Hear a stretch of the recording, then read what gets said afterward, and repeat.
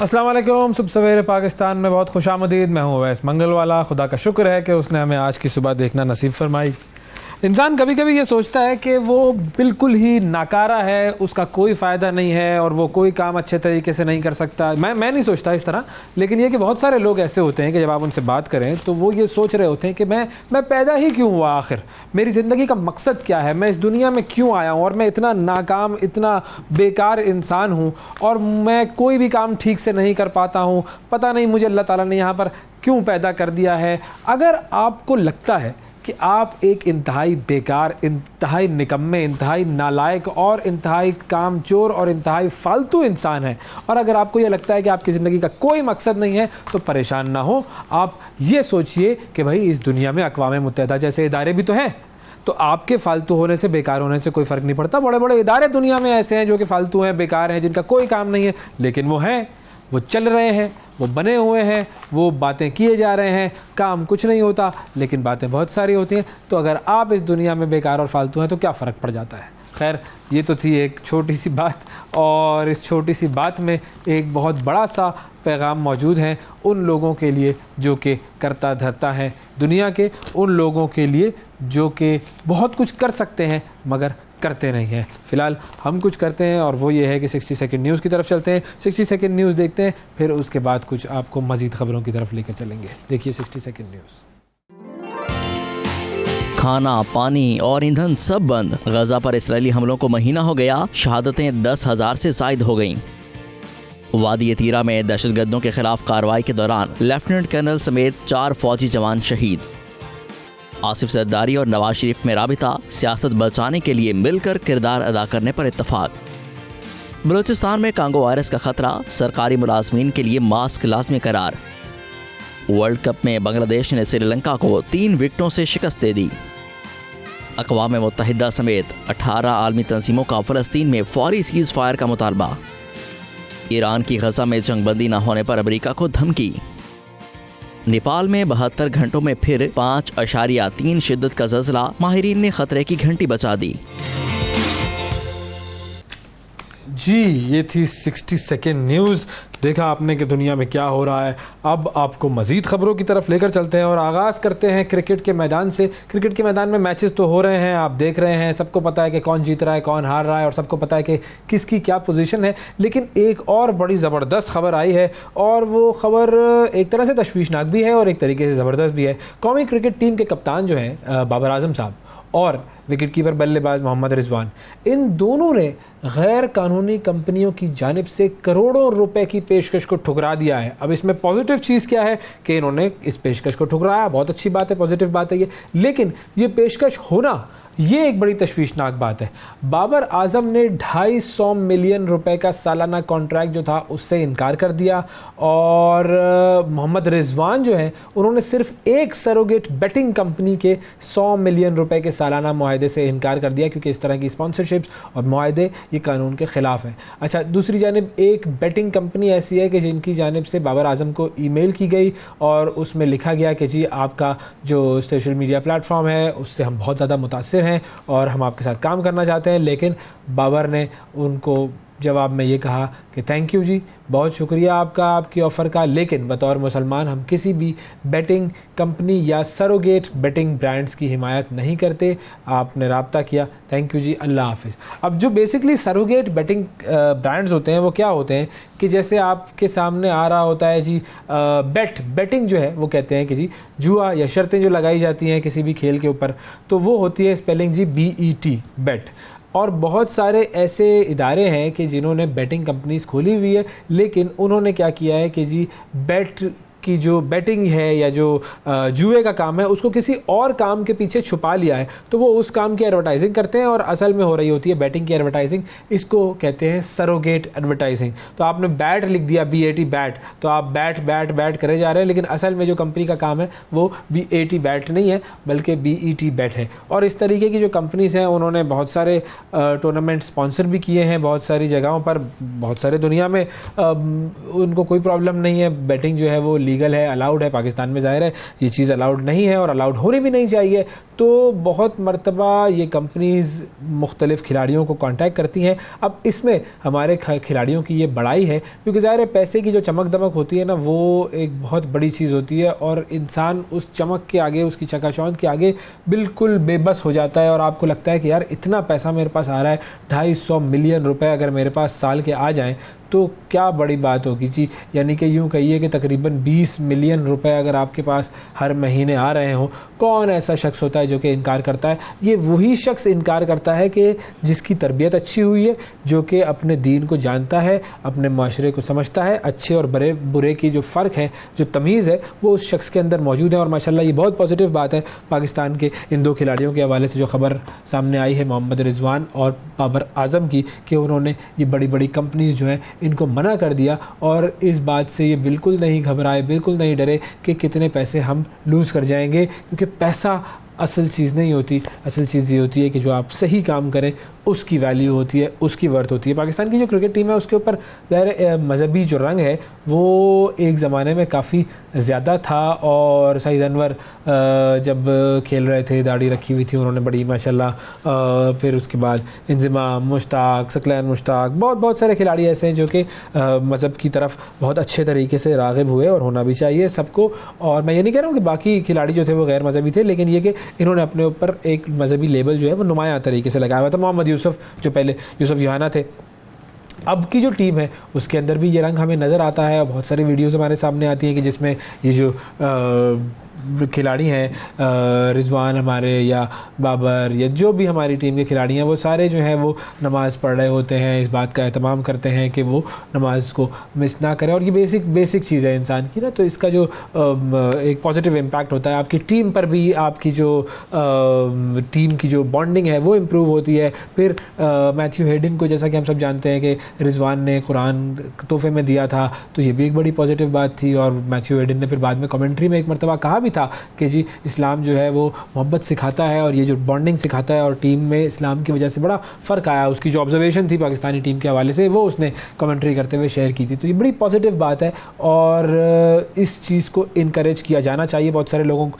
बड़ा इसके ख़ाइफ होते हैं कि जी ये क्या बात हुई जो आप अपने मजहबी जज्बे की नुमाइश कर रहे हैं, या आपको मजहबी बनने से पहले अपने काम की तरफ तवज्जो देनी चाहिए और पहले खेल की तरफ तवज्जो दें वगैरह वगैरह। तो बेसिकली ऐसे लोगों को सिर्फ़ और सिर्फ इतना कहना होता है, ओके थैंक यू, अल्लाह हाफ़िज़। ऐसे लोगों से बहस करने की ज़रूरत नहीं होती। ऐसे लोगों को बुनियादी तौर पर हमने ये बताना होता है, मतलब मकसद तो इंसान का यही है ना कि मज़हब जो है वो आपकी ज़िंदगी के हर पहलू की रहनुमाई करता है। चाहे आप काम कर रहे हैं, चाहे आप खेल रहे हैं, मज़हब आपकी रहनुमाई करेगा। और अगर आपने उसको छोड़ दिया तो उसका मतलब है कि बस फिर नाकामी जो है वो आपका मुकद्दर बनेगी। तो एक ये चीज़ बड़ी पॉजिटिव हुई है। लेकिन एक चीज़ जो बड़ी नेगेटिव हुई वो कल के मैच में हुई। कल श्रीलंका और बांग्लादेश का मैच था।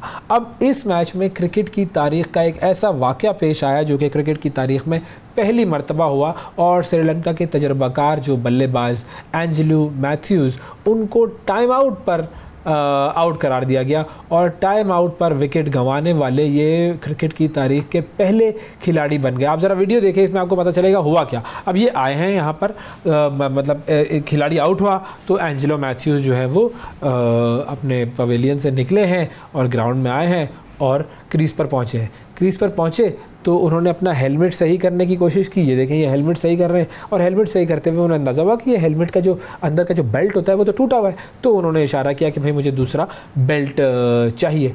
अब इस पर जो खिलाड़ी के आउट होने से लेकर जो नए खिलाड़ी के आने और पहली बॉल खेलने तक का वक्त जो आईसीसी की तरफ से मुकर्रर है वो है 2 मिनट। यानी एक खिलाड़ी आउट होगा, वो जाएगा, दूसरा खिलाड़ी आएगा और गेंद कराई जाएगी।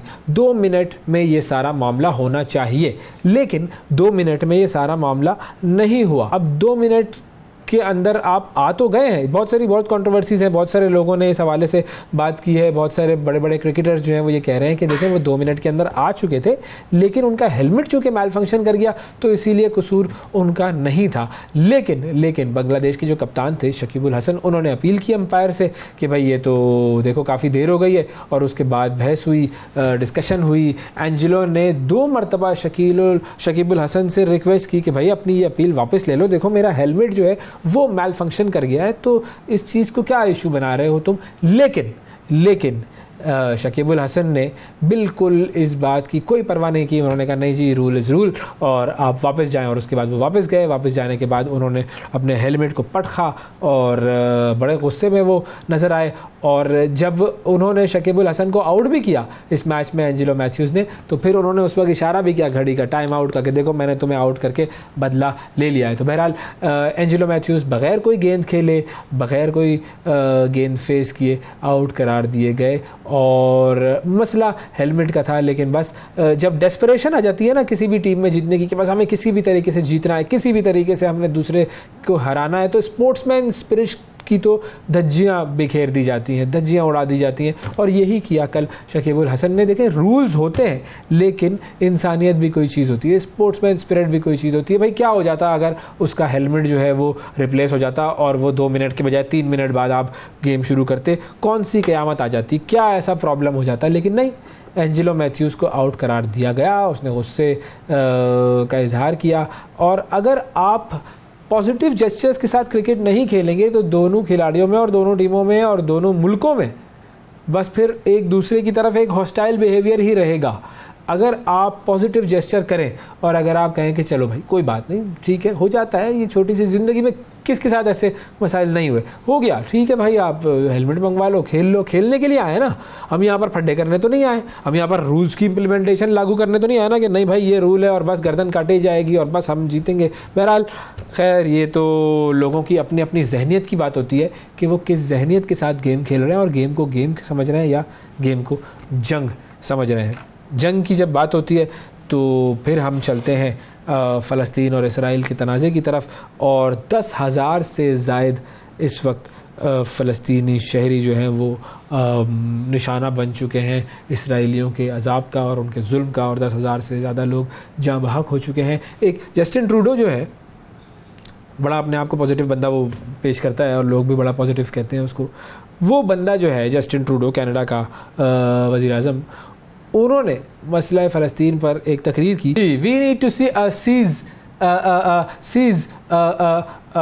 Humanitarian pause, pathetic behaviour by Justin Trudeau. अगर आपके अंदर इतनी हिम्मत और इतनी गैरत नहीं है कि आप ये कह सकें कि we need to see a ceasefire, अगर आप सीज़ फायर का लफ्ज़ भी नहीं अपने मुंह से निकाल सकते इसराइल के ख़िलाफ़, इतनी बात भी नहीं कर सकते, और ये बात इसराइल के ख़िलाफ़ नहीं है, ये एक बुनियादी इंसानियत की बात है कि जंग को रुकना चाहिए। और अगर आप जंग को रोकने पर सीज़ फायर का लफ्ज़ भी इस्तेमाल नहीं कर सकते तो आपकी सारी अच्छाइयाँ, आपकी सारी पॉजिटिव बातें और आपके सारे कारनामे एक तरफ, और ये जो एक लफ्ज़ का आपके मुंह से न निकलना है ये उन सब चीज़ों पर भारी है। और इससे पता लगता है कि आपके अंदर किस कदर गैरत की कमी है, और इससे पता लगता है कि आपका दिल कितना काला है, आपकी चमड़ी, आपका चेहरा चाहे कितना भी गोरा हो और आप बड़ा ही लोगों के हवाले से बात कर रहे हो, पॉजिटिव जेस्चर्स की बातें कर रहे हो, आप लोगों में घुल मिल जाते हो, आप बात करते हो कि जी रेसिज्म नहीं होना चाहिए वगैरह वगैरह, लेकिन आपको इस बात का भी अंदाज़ा नहीं है और आपको इस बात पर भी आपने नज़रअंदाज कर दिया कि बच्चे मर रहे हैं, कट रहे हैं, जल रहे हैं,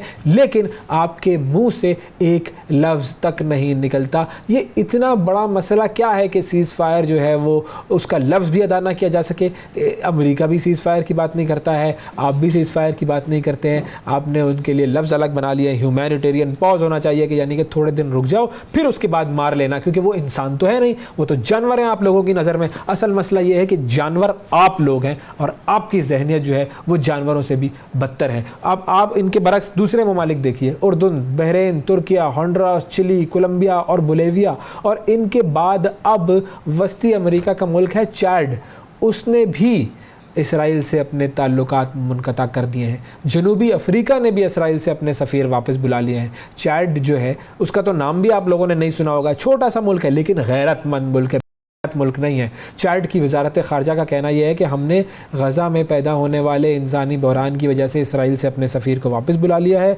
जनूबी अफ्रीका और चाड की जानिब से मशरिक़ वस्ता की सूरत हाल पर बड़ी तशवीश का इजहार किया गया है और गज़ा में मासूम शहरियों की जानों के ज़िया की बड़ी मज़म्मत की है। दोनों ममालिक ने जंग बंदी का मुतालबा किया है और उन्होंने कहा है कि सीज़ फायर होना चाहिए। ये होते हैं खुले अल्फाज। ये बात होती है कि जब इंसान जानता है, देखता है, उसकी आंखें खुली हुई होती है, वो जब देखता है कि बच्चों के साथ क्या हो रहा है। जंग बंदी का मुतालबा उन्होंने किया है और उन्होंने कहा है कि मसला फ़लस्तीन का मुस्तकिल हल निकाला जाए। अब वाशिंगटन की तरफ आपको लेके जाते हैं। वाशिंगटन में गज़ा की पट्टी पर सहूनी हुकूमत की बमबारी के ख़िलाफ़ एक बहुत बड़ा मुजाहरा हुआ, और ये लोग हैं जो मुजाहरा कर रहे हैं, अवाम है, क्योंकि अवाम की आंखें खुली, अवाम में गैरत होती है। और ये जो मुजाहरा था, ये वाशिंगटन की तारीख़ का सबसे बड़ा मुजाहरा करार दिया जा रहा है, और इसमें लोगों ने इसराइली हमलों में शहीद होने वाले फ़लस्तीनियों के नाम आवेज़ा किए। एक बहुत बड़ा एक यूँ कह लीजिए वो एक सफ़ेद कलर का एक कपड़ा था जिसके ऊपर ये पैनाफ्लेक्स कह लीजिए इसको, इसके ऊपर ये नाम सारे आवेज़ा किए गए। ये सब वो लोग हैं जो कि शहीद हुए हैं फ़लस्तीन में, गज़ा में इसराइल की बमबारी की वजह से। और अमेरिका का जो सदर है जो बाइडन, वो जब ये कहता है कि जी मुझे तो पता ही नहीं है कि कितने लोग शहीद हुए, मुझे तो पता ही नहीं है, इन नंबर्स पर मैं एतबार नहीं कर सकता हूँ, तो वो भी एक मरतबा बताता है कि बेसिकली ये अमेरिका, बरतानिया, ये सब पीछे हैं इसराइल के, ये सब उसकी सपोर्ट कर रहे हैं, और ये सब बुनियादी तौर पर उन मुसलमानों को और उन फ़लस्तीनियों को ये समझते हैं कि वो लोग इंसान नहीं हैं, वो लोग जानवरों से भी बरतर हैं, इसीलिए उनको ख़त्म कर दिया जाए। तो ये सारे नाम आवेज़ा किए गए, और अमेरिका के बहुत सारे लोग, बच्चे, औरतें, मर्द इसमें शरीक थे। उन्होंने प्ले कार्ड उठा रखे थे, जंगबंदी के नारे थे। लेकिन अब देखते हैं कि क्या किसी के कानों पर जूं रेंगती है या नहीं रेंगती। बहरहाल ये इसराइल और फ़लस्तीन का मामला है। पाकिस्तान की तरफ नज़र दौड़ाते हैं जी। पाकिस्तान में इलेक्शन कमीशन की जानिब से वोटर लिस्टें मुंजमद कर दी गई हैं, और अब वोट का इंदराज या उसका अखराज अब नहीं हो सकेगा। वोटर लिस्टों को मुंजमद करने के बाद आइंदा इंतखाबात के लिए वोटर लिस्टों की तैयारी पर काम जारी है। इलेक्शन कमीशन रवां महीने की 25 तारीख तक वोटर लिस्टें फ़ाइनल कर देगा, और 25 नवंबर तक ही जो वोटर लिस्टें हैं उसकी अशात भी मुकम्मल हो जाएगी, और उसके बाद फिर आम इंतखाबात की तरफ हम जाएंगे, जो कि फरवरी 8 की तारीख अनाउंस की गई है कि उस दिन होंगे। तो इससे पहले ये कैंपेन चल रही थी कि अगर आप अपने वोटर लिस्ट में नाम डलवाना चाहें, या वोटर लिस्ट से अगर आप उस नाम में कोई करेक्शन करवाना चाहें, एड्रेस में कोई करेक्शन करवाना चाहें, तो ये सारी चीज़ें करवा लें। लेकिन अब कल के दिन ये सारा मामला मुकम्मल हो गया है। जिसने करवानी थी करेक्शन, जिसने नाम ऐड करवाना था, उसने करवा लिया होगा, और अब आप वोट देने के लिए तैयार हो जाएं। वोट देने के लिए ज़रूरत होती है इल्म की, अक्ल की, शऊर की, तालीम की। और अब तालीम के मैदान में भी एक मामला हुआ है। मुल्क भर के जो तालीमी बोर्ड्स हैं उन्होंने बहुत अहम फ़ैसला किया है। उसके मुताबिक इम्तिहान में नंबर्स ख़त्म करते हुए आइंदा साल से ग्रेड सिस्टम राइज करने का ऐलान हुआ है, और ये फ़ैसला इंटर बोर्ड्स कमेटी कोऑर्डिनेशन के 27 अक्टूबर के इजलास में किया गया था। और इसके मुताबिक नए ग्रेडिंग फार्मूले के तहत पासिंग मार्क्स जो होंगे वो होंगे 40%, और पहले मरहले में क्लास नहम और इंटर पार्ट 1 पर यह तरीक़ाकार लागू किया जाएगा। उम्मीदवारों को रिज़ल्ट कार्ड्स पर ग्रेड के साथ एक CGPA दिया जाएगा, और आइंदा साल से उम्मीदवारों को रिज़ल्ट कार्ड्स ग्रेड सिस्टम के तहत जारी किए जाएंगे। पंजाब और सिंध में तालीमी बोर्ड्स को ग्रेडिंग सिस्टम के हवाले से जो पंजाब जो है वो बेसिकली पंजाब बोर्ड सिंध में तालीमी बोर्ड्स को ग्रेडिंग सिस्टम के हवाले से ट्रेनिंग फराहम करेगा, और कमेटी के मुताबिक पूरे मुल्क के तालीमी बोर्ड्स में यकसा तौर पर ग्रेडिंग सिस्टम नाफिज होगा। नया निज़ाम बेसिकली वो कहते हैं कि जी हमें रट्टा सिस्टम को ख़त्म करना है, उसके लिए नाफिज किया जा रहा है ताकि वो मार्किंग की जंग ना हो, ग्रेडिंग हो जाए, पता लग जाए कि इंसान जो है वो किस रेंज में उसकी एजुकेशन या उसकी तालीम या उसका जो सीखना है वो किस रेंज में आता है। और ये यूनिवर्सिटीज़ में ये बहुत अरसे से ये सिस्टम लागू है, CGPA का सिस्टम, लेकिन हमारे यहाँ पर जो स्कूल और कॉलेजेस में ये मार्किंग वाला सिस्टम चल रहा था, और अब देखते हैं कि ये इसका क्या फ़ायदा होता है। बुनियादी तौर पर अगर आपने रट्टा सिस्टम को ख़त्म करना है तो आपने टीचिंग मेथोडोलॉजीज़ को चेंज करना होगा, तरीक़ाकार पढ़ाने का वो क्या है उसको तब्दील करना होगा, टीचर्स को उसके लिए ट्रेन किया जाना चाहिए। ये सबसे अहम बात है, और उसके लिए जब तक आप लोगों में या टीचर्स में एक आगाही की मुहिम नहीं चलाएंगे, उनको पता नहीं होगा नए तरीक़ाकार क्या हैं पढ़ाने के, उस वक्त तक ये मामला नाकाम रहेगा। अच्छा, एक और अहम खबर है, और वो है जी मोटरवेज़ के मुतालिक। 31 दिसंबर 2023 के बाद M-टैग के बगैर मोटरवेज़ पर गाड़ियों का दाखिला ममनू करार दे दिया गया है। NHA के मुताबिक मोटरवेज़ पर M-टैग लगाना ये लाजमी होगा अब, और अगर आपकी गाड़ी पर M-टैग नहीं है तो आपको जुर्माना अदा करना पड़ेगा। Islamabad Peshawar motorway M1, Pindi Bhattian Multan motorway M4, अकला DI खान मोटरवे M14, फिर Lahore Abdul Hakim motorway M3, Multan Sukkur motorway motorway M5 Hasan Abdal Mansehra expressway E35 पर 31 दिसंबर के बाद एम टैग के बगैर गाड़ियों का दाखिला बिल्कुल ममनू होगा। और ये भी एक और अहम ऐलान है क्योंकि फॉग बहुत ज़्यादा हो चुकी है, तो इसकी तरफ भी आपको तवज्जो देनी है। मोटरवेज़ आज भी मैं देख रहा था न्यूज़ के मोटरवेज़ बंद हैं क्योंकि फॉग शदीद फॉग का दौरा है। तो अगर आप सफ़र कर रहे हैं ऐसे औकात में कि जिसमें आप लोगों को फॉग का सामना करना पड़ता है, तो अव्वल ये कि ट्रैवल ना करें उस दौरान, और अगर आप ट्रैवल कर रहे हैं किसी बहुत ज़रूरी काम के तहत तो फिर आप फॉग लाइट्स का इस्तेमाल बिल्कुल बहुत ज़रूरी करें। अच्छा जी, अब हम बात करते हैं कुछ मौसम के हवाले से ही, और माहिर साहिबजाद खान साहब हमारे साथ मौजूद हैं, डीजी मेट ऑफिस। उनसे बात करते हैं जी, वेदर अपडेट लेते हैं क्योंकि 8 और 9 नवंबर को बारिशों और बर्फबारी की पेशगोई की गई है। अस्सलाम वालेकुम माहिर साहब। जी वालेकुम अस्सलाम। थैंक यू सर, बहुत शुक्रिया प्रोग्राम के लिए आपने वक्त निकाला। कुछ हमें अगर आप आगाही फराहम करें कि बारिशों और बर्फबारी का जो ये सिलसिला है ये कब कब होगा और कहाँ कहाँ होगा? ये बारिश का जो मौसम है, वैसे तो ये नॉर्मली आजकल ये पोस्ट मानसून सीज़न होता है, इसमें बारिशें कम ही होती हैं, लेकिन इस साल जो है वो तकरीबन आपने देखा होगा कि अक्टूबर में भी पोस्ट मानसून की बारिशें मामूल से ज़्यादा रही हैं, और अभी जो नवंबर चल रहा है, नवंबर के महीने में भी ज़्यादा है।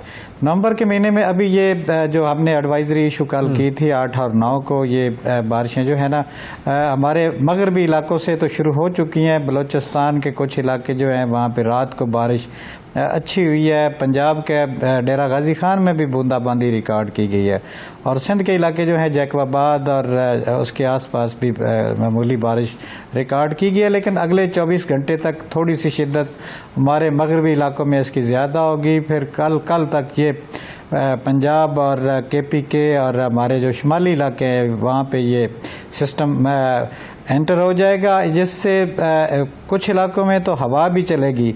हवा के साथ ये होता है कि जी आपकी सर्दी का जो है वो टेम्परेचर भी ड्रॉप हो जाते हैं। पहाड़ों पे बर्फ़बारी का इम्कान भी है, और कुछ इलाके जो हमारे ख़ास तौर पे शुमाली इलाका जाते हैं, गिलगित बल्तिस्तान, इनमें कोई लैंड स्लाइडिंग का भी ख़तरा होता है। तो ये बारिश जो है इससे टेम्परेचर पे जो इम्पेक्ट पड़ेगा 2 से 3 डिग्री तक कम हो जाने के चांसेस हैं, यानी आपकी सर्दी की शिद्दत जो है वो थोड़ी सी ज़्यादा हो जाएगी।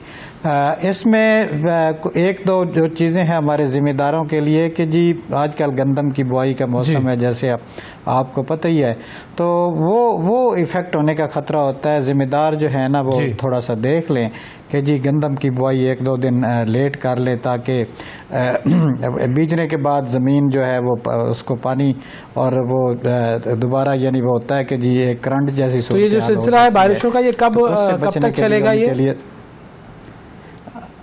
ये पंजाब से तो 8 की रात को निकल जाएगा, लेकिन ऊपर जो है KPK के जो बलाई इलाके हैं और गिलगित बल्तिस्तान है, वहाँ पे 10 को ये टोटली ख़त्म हो जाएगा।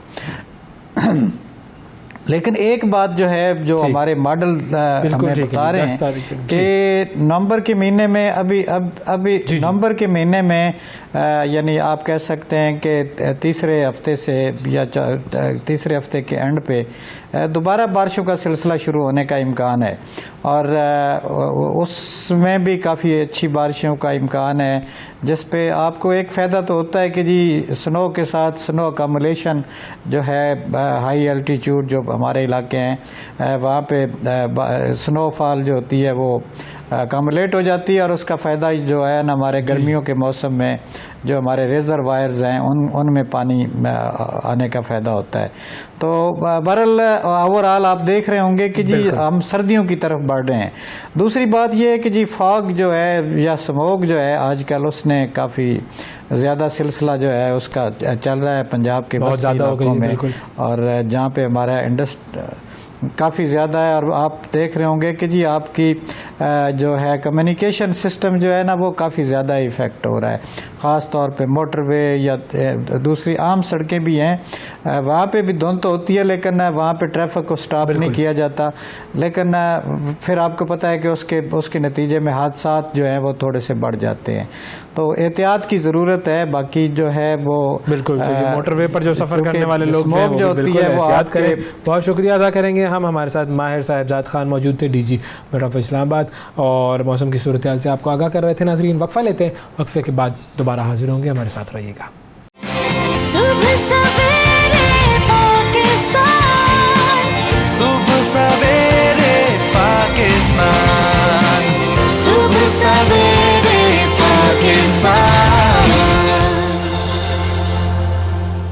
वेलकम बैक जी। इस वक्त मेरे हाथ में जो ये डब्बा है, ये डब्बा नहीं है, बड़ा ख़ास डब्बा है, ये आम डब्बा नहीं है। इस डब्बे में है मौसीकी, यानी कि इसको मैं खोलूंगा तो निकलेगी मौसीकी, राग निकलेंगे इसके अंदर। ये है जी म्यूज़िक इन कोविड टाइम्स, और ये एक बेसिकली एक म्यूज़िक एल्बम है, और इस म्यूज़िक एल्बम को अवार्ड्स मिले हैं जी, 3 ग्लोबल म्यूज़िक अवार्ड्स मिले हैं। ये उस एल्बम की पूरी डिटेल्स हैं, और इसके अंदर तमाम जो मौसीकार हैं जिन्होंने इसके अंदर जो प्ले किया है, जो गाया है, उन सब की डिटेल्स हैं। और एक ये USB है, जो कि ज़ाहिर है आजकल CDs और कैसेट्स का तो ज़माना नहीं रहा है, और किस तरह का म्यूज़िक है और किसने ये म्यूज़िक बनाया, कौन है ये शख्स कि जिसने 3 ग्लोबल म्यूज़िक अवार्ड्स जीते हैं, आपकी हम मुलाकात कराएंगे अब उन साहब से। जी, ये है म्यूज़िक इन कोविड टाइम्स, और बड़ा ही ज़बरदस्त मौसीकी का ये आपने एक छोटा सा नमूना देखा। अब इसमें और क्या क्या है और ये किसने बनाया है, आपकी मुलाकात करवाते हैं जी शरीफ अमान साहब, जो कि रिटायर्ड ब्यूरोक्रेट हैं और म्यूज़िक प्रोड्यूसर, म्यूज़िक कंपोज़र, मौसीकार मौजूद हैं हमारे साथ। अस्सलाम वालेकुम सर। अस्सलाम वालेकुम। कैसे हैं आप? ठीक ठाक हैं? बहुत शुक्रिया। पहले तो ये कॉम्बिनेशन बड़ा अलग है कि रिटायर्ड मतलब ब्यूरोक्रेट जो है उसके बारे में तो बात ये होती है कि उसकी जिंदगी खुश्क तरीन जिंदगी होती है, वो हुकूमत के काम कर रहा होता है, काम करवा रहा होता है, और मौसीकी और फनून लतीफ़ा से तो दूर दूर तक वास्ता नहीं होता। ये वास्ता कैसे बना आपका? ये आपकी बात वैसे एक आफाकी सच है, और सारे अफसर एक तरह के होते हैं। वो पुराने ज़माने में था एक कवे हैं सब देखे भाले, चोंच भी काली पर भी काले। ऐसे ही हो जाता है कुछ अर्सा, 35 साल 40 साल या उसके करीब मुलाजमत के, तो लोगों के जो हैं वो सिलसिले बदल जाते हैं। एक ख़ास किस्म का इम्प्रेशन है जो ब्यूरोक्रेसी के बारे में है, और वो दुरुस्त है, उसमें कोई शक भी नहीं है। लेकिन ये जो कोशिश है, ये को मेरी रिटायरमेंट के बाद शुरू नहीं हुई है, बल्कि ये बहुत जवानी से हमने ये सिलसिला शुरू किया था। मतलब 2-3 साल पहले की बात कर रहे हैं? जी, मैं 35 साल पहले की बात कर रहा हूँ। अच्छा। आपका उसने ज़न है ये मेरे बारे में। तो ये सिलसिला दरअसल पाकिस्तानी कल्चर को प्रमोट और उसको प्रिजर्व करने का है। सही। जो हम कर सकें, थोड़ा सा खिदमत है, थोड़ी सी आप ये समझे मेहनत है, खुदा की ज़ात इसको कबूल करे। ये पाकिस्तानी कौम जो है वो बहुत उसकी बहुत बड़ी हैसियत है दुनिया की कौमों में, और बहुत बड़ी जो है वो तारीख़ है हमारे पास। बिल्कुल। और उस तारीख़ को और उस विरसे को बचाना, ये अब हमारी नस्ल का भी और आइंदा आने वाली नस्लों तक पहुंचाने का ये काम हम सब लोगों का फ़र्ज़ बनता है। तो इसका जो प्रोडक्शन में आपने जो म्यूज़िक प्रोड्यूस किया, क्या क्या हम इसके अंदर रंग देखेंगे, थोड़ा सा बताएं हमें। देखिए, मेरा जो काम है, जो ज़रा सी खिदमत है, वो है ही पाकिस्तान के क्लासिकल म्यूज़िक और उसका फोक म्यूज़िक जो लोक मौसीकी है। हम इसी को, यानी जो इंडिजिनस म्यूज़िक हमारा है, उसी की का फ़रोग़ चाहते हैं, क्योंकि कमर्शियल म्यूज़िक तो चल रहा है, उसको तो हमारी ज़रूरत नहीं है। उसके लिए तो कंपनियाँ मौजूद हैं जिनका बिज़नेस है, वो चलाते हैं, और उनसे उनको फ़ायदा भी होता है। तो बहुत अच्छी बात है, वो भी होना चाहिए।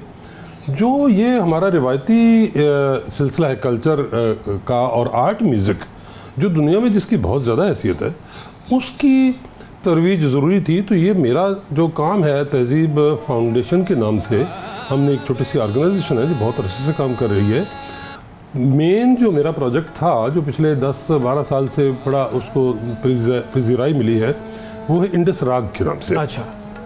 तो इंडस वैली की जो सिविलाइजेशन है, उसी को हम वो करते हैं, लोगों के सामने शोकेस करते हैं, वो ही म्यूज़िक है। और मौसीकी जो है वो हमारी रिवायती जो मौसीकी है, उसी पर हम काम करते हैं। इसमें कितने म्यूज़िक पीसेस हैं? इसमें देखें ये तो कोई 26 के करीब या इससे ज़्यादा परफॉर्मेंसेज हैं। सही। ये इस पर तो आएंगे हम, ये तो कोविड टाइम्स के मुश्किल तरीन दौर का ये कोई चीज़ है। तो अब जो आपने अभी आपके यहाँ वो लगाया बाजू बंद खुल खुल जाए, वो एक बहुत ही ज़हीन हमारा नौजवान बच्चा है एहसन अली खान, उनका वो गा रहे थे। अब ये जो रिवायत की बात है ना, दरअसल वो यहीं से हमें अंदाज़ा होना चाहिए। ये पहली दफ़ा 1904 में रिकॉर्ड हुआ है ये गाना। ये ठुमरी है भैरवी की। 1902 में हमारे यहाँ यानी इंडिया में उस वक्त वो HMV रिकॉर्ड्स, कोलंबिया रिकॉर्ड्स वो आए हैं। तो लोगों ने म्यूजिक अपना रिकॉर्ड करना शुरू किया। तो 1904 से लेके आज आप 2023 में बैठे हैं, मुख्तलिफ वक्तों में मुख्तलिफ बड़े बड़े उस्तादों ने इसको गाया है, इस ठुमरी को। और बिलखुसूस खान साहब, बड़े गुलाम अली खान साहब ने इसको फिर जब गाया तो फिर ये दुनिया भर में, और आज भी इसकी आप ये देखिए कि इसकी हैसियत है। तो हमारे यहाँ कोई चीज़ पुरानी नहीं हो रही है, बल्कि जो क्लासिक्स जो हैं, क्लासिक्स हैं हमेशा ही वो रहते हैं, और उनमें लोग अपनी अपनी ज़ाती सलाहियत के मुताबिक थोड़ी सी उपज, थोड़ी सी इम्प्रोवाइजेशन, थोड़ी सी चेंजेस लेकर आ जाते हैं। सही है। अच्छा, अब इसको जो अवार्ड्स मिले हैं जी, वो कौन कौन से हैं? क्योंकि 3 ग्लोबल म्यूजिक अवार्ड्स जो हैं वो किस किस पीस पर? जी बिल्कुल, वो देखिए एक तो ग्रैमी है अवार्ड्स हैं, दुनिया में बहुत बड़े अवार्ड्स हैं। हम लोग ग्रैमी में जा चुके हैं, हमने जीता तो नहीं है, लेकिन वो इंडस राग जहाँ तक मुझे याद पड़ता है 2012 या 2014 में पाकिस्तान की तरफ से पहली एंट्री थी हमारी ग्रैमी अवार्ड्स में। वाह, ठीक है जी। मैं ग्रैमी के लिए वोटर भी हूँ, उनका मेंबर तो हूँ, लेकिन वोटिंग मेंबर जो होते हैं वो थोड़े से अवार्ड्स की वो जाहिर है कि वो इंजीनियरिंग और प्रोड्यूसर्स का एक विंग है उनका। तो ये खुदा की ज़ात मुझे एजाज़ ये मिला है कि मैं उनका वोटर मेंबर भी हूँ। ये जो ग्लोबल म्यूज़िक अवार्ड्स हैं और इंडिपेंडेंट म्यूज़िक अवार्ड्स हैं वो भी हमने जीत रखे हैं। वो ये कहते हैं कि हम सेल्स पर नहीं जाएंगे। ठीक है। ग्रैमी अवार्ड सेल्स पर जाते हैं कि आपका दुनिया में कितना नाम है। तो मेरा नाम इस मुल्क में तो बिल्कुल कोई नहीं है, लोग को थोड़ा बहुत बड़े जानने वाले वो दुनिया से बाहर ही हैं। दरअसल इस काम की भी कदर जो है ना, आप यकीन रखिए हमारे यहाँ से ज़्यादा आर्ट म्यूज़िक, हमारे म्यूज़िक की बहुत ही हैसियत है, लेकिन है दुनिया से बाहर ज़्यादा। जी। तो ये जो ग्लोबल म्यूजिक अवार्ड्स है वो ये कहते हैं कि हम उस सेल्स पे नहीं जा रहे कि आपको शोहरत कितनी मिल चुकी है, बल्कि उसके कंटेंट पर जाएं। सही, काम की क्वालिटी और कंटेंट को। इनके जो वोटर्स हैं, इनके जजेस जो हैं, मैं इनका जज खुद तो नहीं हूँ, लेकिन मैं किसी और कई अवार्ड्स के में जज भी हूँ, ग्रैमी के अलावा की बात कर रहा हूँ। तो वो कहते हैं कि हम इसके कंटेंट पर जाएंगे, इसके सब्सटेंस पर जाएंगे और इसके आइडियाज पर जाएंगे। अब ये देखिए कि ये जो है हमें इंडस राग में भी जो प्रोजेक्ट था उसको भी अवार्ड्स मिले हैं। इस पर उन्होंने कहा कि जी इसकी प्रेजेंटेशन अच्छी है, इसकी प्रोडक्शन अच्छी है, इसका आइडिया ही बड़ा अच्छा है। म्यूजिक इन कोविड टाइम्स, देखिए मुश्किल तरीन वक्त थे बिल्कुल, और ये वक्त अभी गुजरा नहीं है। आप ज़हन में रखिए, हो सकता है 10 साल 20 साल तक इसके असरात बिल्कुल। जी जी जी। हम सब लोगों को कोविड हो चुका है, हम सब जानते हैं, बीमार भी हो, कुछ लोगों को खुदा ने बचा दिया, कुछ लोगों को नुकसान हुआ। मुझे खुद 1 साल में 2 दफ़ा कोविड हुआ, खुदा की मेहरबानी है कि आप मौजूद हैं हम लोग। लेकिन इसके हमारी शख्सियात पर क्या असर पड़ेंगे, ये एक बहुत बड़ी वबा थी। बिल्कुल। इसके जो रिपरकशंस हैं, और ये फिर आता रहेगा कई साल तक। आप ये जहन में रखें कि आम आदमी या कोई बहुत अमीर आदमी या कोई बहुत गरीब आदमी, सब पर इसका असर हुआ है। बिल्कुल, पूरी दुनिया पर असर, पूरी दुनिया पर असर। ये जो प्रोजेक्ट ये बताता है कि जो हमारे आर्टिस्ट हैं उन्होंने कैसे रिस्पॉन्ड किया है। बिल्कुल। तो आमतौर पर तो माना तो जाता है कि जी एडवर्सिटी रिवील्स योर जीनियस, लेकिन सच्ची बात है हमारा जो आर्टिस्ट है, जो हमारा क्लासिकी आर्टिस्ट है या लोक फनकार है, वो तो बहुत ही they are already expose to immense adversity. तो उनको तो मुश्किल हालात में आदत हो गई है रहने की। ये तो अफसोस की बात है। अच्छा, अब अगर हम इसकी ही बात करें तो इसके म्यूजिक को प्रोड्यूस करने में और बनाने में कितना वक्त लगा आपको? ये सारा वही वक्त 2.5-3 साल का वक्त, तकरीबन 2.5-3 साल में हुआ। ये था कि हम फेस्टिवल, पहले तहजीब फेस्टिवल एक बहुत बड़ा इवेंट हमारा होता है, वो हम नहीं कर पा रहे थे। तो हमने मुख्तलिफ शहरों में पाकिस्तान में और पाकिस्तान से बाहर, यानी इस्लामाबाद में मैंने आके रिकॉर्ड किया इन लोगों को, लाहौर में किया, कराची में किया, दिल्ली में किया, इंडिया में हमने रिकॉर्डिंग की, हमने लंदन में रिकॉर्डिंग की, 1-2 और मुल्कों में रिकॉर्डिंग की, और वो म्यूजिक सोर्स करके, तो उसमें जो जोर जिस बात पे देना था कि जो हमारा आर्टिस्ट है वो उसी ऑनरेबल वे में उसको जो है उस आफत को रिस्पॉन्ड कर रहा है। सही। अच्छा, अब इसकी पसीराई कहाँ तक पहुंची, कितने लोगों ने इसको सुना और कहाँ अब सुन सकते हैं?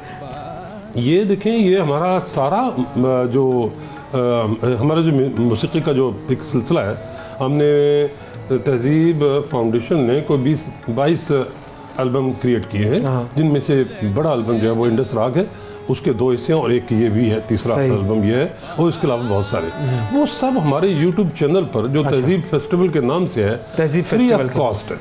हमें कई दफ़ा कहा गया कि आप इसको मोनेटाइज कर सकते हैं, इतनी वैल्यू भी है उसकी और इतनी मिकदार भी हमारे मौसीकी की मौजूद है, और उसमें अदबी नशिस्तें हैं, क्योंकि तहजीब फाउंडेशन जो है वो सिर्फ मौसीकी के लिए नहीं, बुनियादी तौर पर ओवरऑल कल्चर के लिए जब हम काम करते हैं तो इसका मतलब ये हुआ कि जी हमें अदब, शायरी, नसर, फाइन आर्ट्स, ऑरेटरी, सारे मामला देखने हैं। तो वो फेस्टिवल में ये सारी एक्टिविटीज हमारी हुई हैं, मुशायरे हुए हैं, अदबी नशिस्तें हुई हैं, उन सब का रिकॉर्ड जो है वो हमने तहजीब फेस्टिवल के वेबसाइट पर, यूट्यूब चैनल पर फ्री में डाल रखा है। उसकी कोई मोनेटाइजेशन नहीं हम करवाते, इसलिए कि मोनेटाइजेशन करवाते हैं तो उसमें इश्तिहार बहुत आते हैं, इश्तिहार अगर आता है तो हमारा जो सुनने वाला है, हमारा जो कारी है, वो बड़ा सेंसिटिव होता है, तो उसको तकलीफ होती है, बिल्कुल, तो उसके खातिर तो इसकी कोई कीमत नहीं हम चार्ज करते, कोई सब्सक्रिप्शन फी नहीं है अल्लाह की मेहरबानी से। बस वो यूँ कह सकते हैं ना कि भाई मेरा पैगाम अदब है, कल्चर है, जहाँ तक पहुँचे। जी, बहुत शुक्रिया अदा करेंगे सर, आपका वक्त दिया आपने, और बड़ी ज़बरदस्त काविश है, और हम चाहेंगे कि तमाम लोग काम ही आपने ऐसा किया। आपका जो सवाल था वो ये पिज़िराई ही तो है, और ये तो हमारा फ़र्ज़ है, हमारा तो फ़र्ज़ है ये, और आप लोगों का फ़र्ज़ ये है कि आप लोग जाएं तहजीब फेस्टिवल के यूट्यूब चैनल पर, उनकी वेबसाइट पर, और सुने कि हमारी मौसीकी में क्या क्या कमाल काम हुआ है, और आज के नौजवानों के साथ मिलकर हारून शरीफ साहब ने किस तरह से इस मौसीकी को एक तरीके से रिवाइव करके आपके सामने लाने की कोशिश की है। वक्फा लेते हैं, वक्फे के बाद दोबारा हाजिर होंगे, हमारे साथ रहिएगा। सुबह सवेरे पाकिस्तान, सुबह सवेरे पाकिस्तान, सुबह सवेरे पाकिस्तान। वेलकम बैक जी। अब बात करते हैं उन लोगों की जो कि 50 साल की उम्र तक पहुंच गए हैं, पहुंचने वाले हैं, या बस 50 से आगे निकल चुके हैं। क्या खाना चाहिए उनको, ये एक बहुत बड़ा मसला होता है, क्योंकि 50 पर आपका जो मेटाबॉलिज्म है उसमें कुछ फ़र्क आ जाता है, आपकी सेहत पे बहुत फ़र्क आना शुरू हो जाता है। तो वो लोग जो कि 50 के आसपास हैं, 50 के पेटे के आसपास हैं, वो ये सेगमेंट ज़रूर देखें। डॉक्टर नौशीन अब्बास हमें बताएंगी कि भाई करना क्या है। अस्सलाम वालेकुम। अस्सलाम वालेकुम। कैसी हैं आप? मैं बिल्कुल ठीक, आप कैसे हैं? भाई ये जो 50 वाले जो लोग जो बुजुर्ग हैं ना, हमारी बात नहीं कर रहे। नहीं, हाँ, हमारी नहीं कर रहे, बिल्कुल भी नहीं कर रहे। अभी तो बहुत टाइम है, 50 तकरीबन 50 साल हैं अभी 50 तक पहुंचने में, है ना? सही बात है। तो क्या ऐसा चेंज होता है जो कि ओल्ड एज के साथ आपके मेटाबॉलिज्म में आ जाता है? अच्छा देखो, सबसे पहली चीज़ ये है कि व्हेन यू आर अप्रोचिंग 40 के बाद 45, 50, आपने अपने पीरियोडिक चेकअप जरूर कराने। पीरियोडिक चेकअप में क्या जरूरी है? डायबिटीज, HbA1c, 3 महीने वाली शुगर आपने हर 6 माह के बाद जरूर करानी है, ताकि हमें पता चल सके कि हम कहाँ खड़े हैं। हम एज्यूम नहीं करेंगे कि हमें पहले शुगर नहीं थी तो हमें अब नहीं हो सकती, ठीक है? मैं ये इसलिए चीजें बता रही हूँ, फिर इसी के हिसाब से हम आगे भी चलेंगे, ठीक है? आपने अपना ब्लड प्रेशर रेगुलरली मॉनिटर करना है, आपने अपने RFTs यानी कि गुर्दे के जो फंक्शंस हैं आपके, वो LFTs हो गए, यूरिक एसिड लेवल हो गया, विटामिन D लेवल्स हो गए, विटामिन B12 हो गए, specially in males, vitamin E, ये सारी चीजें वो हैं वैसे जो आपको पता होनी चाहिए कि आप किधर खड़े हैं, क्योंकि फिर इसके हिसाब से आप अपनी डाइट को आगे लेके चलेंगे। जब आप 50 क्रॉस करते हैं तो ये बात याद रखिएगा कि यही कहा जाता है कि आफ्टर 35 आपकी हड्डियां जो हैं वो भुरभुराने शुरू कर देती हैं, जो आपके अल्लाह ताला ने रिसोर्स दिए थे वो कम होना शुरू हो जाते हैं। तो आपके खाने में ऐसी चीजें होनी चाहिए जो कैल्शियम को रिप्लेस करती रहे। सो उसमें आपके पास जो है हरी सब्जियां हैं, आपके पास दूध है, दही है, ये वो सारी चीजें हैं, और उसका एग्जैक्टली कैल्शियम रिच है, एंटीऑक्सीडेंट रिच है, जो आपकी बॉडी में सोजिश नहीं होने देंगी, सारी गैर ज़रूरी मादनियात को निकालेंगे।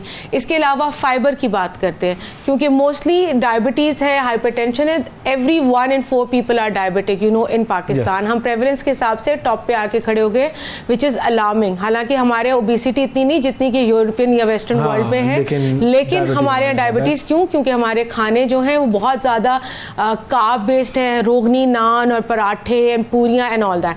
आपने कोशिश करना है कि फाइबर का इस्तेमाल आपने अपनी डाइट में रखा। फाइबर किस तरह है कि चक्की का आटा हो गया, आपके आटे में आप मुख्तलिफ बीज मिला सकते हैं, अलसी के बीज भी क्या कहते हैं पीस के मिला दें।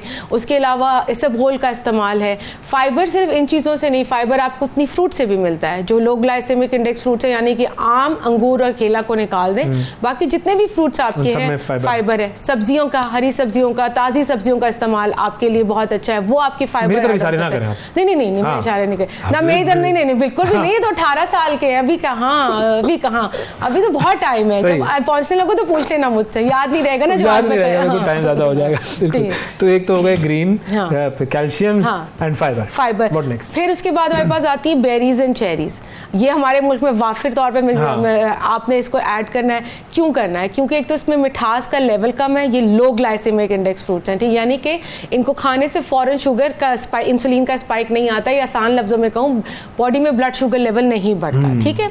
उसके बाद इसमें एंटीऑक्सीडेंट, हमेशा मैं बोलती हूँ एंटीऑक्सीडेंट क्या है? जो आपके जिस्म से गैर जरूरी मादनियात को निकाल रहा है, ठीक है, वो आपका बॉडी का डिफेंस मैकेनिज्म है, तो आपने उसको करना है। इसी तरह जितनी भी फ्रेश फ्रूट्स आपके आ रहे हैं, जिसमें ऑरेंजेस है, विटामिन सी है, ये आपने जरूर ऐड ऑन करना है। आपकी इम्यूनिटी बिल्डअप करनी है, क्योंकि with time, with stress, physical mental stress अवेस्ट, तो आपकी वो वाली पावर नहीं रहती कोप अप करने के लिए।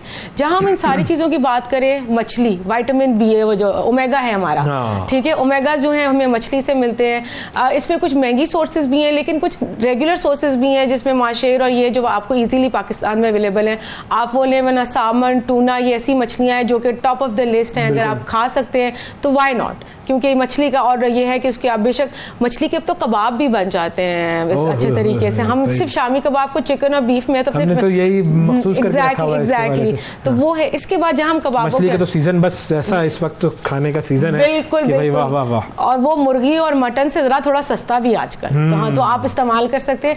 इसी तरह दालें हैं, बीन्स हैं, इन चीज़ों का इस्तेमाल आपने बहुत अच्छे तरीके से अपनी डाइट में रखना है, बैलेंस डाइट लेके चलना है।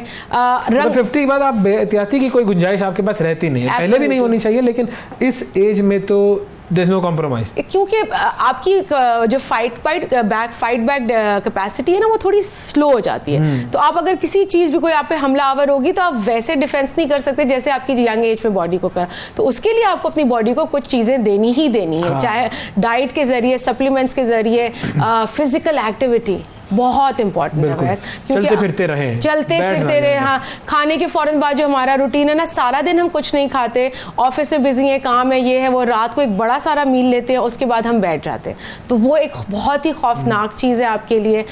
वेजिटेबल ऑयल्स का इस्तेमाल करें, क्योंकि जो चीज़ रूम टेम्परेचर पे सॉलिड रहेगी वैस वो आपके अंदर बॉडी में जाके भी सॉलिड ही होती है, और वो आपकी आर्टरीज में डिपॉजिट होती है। एग्जैक्टली, सो ये वो सारी चीज़ें इसका आपने करना है। और मैं हमेशा ऑयल के सोर्सेज कहती हूँ, वेजिटेबल, जैसे corn oil, olive oil, almond oil, coconut oil, you know, avocado, ये सारे इसमें से जो आपकी पॉकेट को सूट करता है, आप वो वाला ऑयल लें। सस्ते ऑयल से बचें, क्योंकि ये आपको आगे चल के हाइपरटेंसिव। तो फिर आप डॉक्टर के पास जाके पैसे खर्च करेंगे, डॉक्टर के पास जाने से बेहतर है कि आप किसी ढंग की ग्रोसरी या सब्जी वाले के पास चले जाएं, बिल्कुल, फ्रूट वाले के पास चले जाएं, उससे वो चीजें ले लें, ताकि आपको फिर बाद में डॉक्टर के ज्यादा चक्कर ना लगाने पड़े। ये हो गया जी 50 साल के बाद वाला मामला।